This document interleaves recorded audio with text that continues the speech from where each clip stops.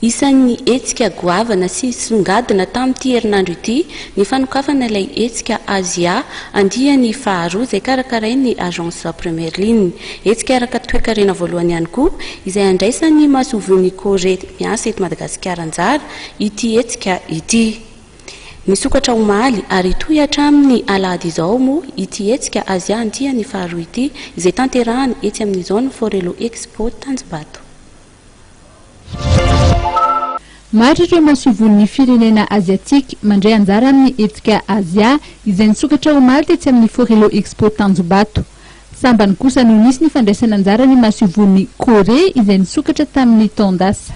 Nisokatra eto Madagasikara ny ambassade de Corée du Sud tamin'ny 5 juillet tamin'ny fotoana. Tena pampatana zany hoe afaka manao maka visa eto Madagasikara amin'izay zany voalohany avantage tsika voalohany indrindra dia mampafantatsika momba zany tanàna zany firenena zany Corée du Sud. Corée du Sud efa miara-miasa Madagasikara efa elaela ihany hitantsika raha miasa amin'ny ambavia mankena tamin'ny cyclone iny nanao donation an'ny volona zareo salle d'information de miasa économique.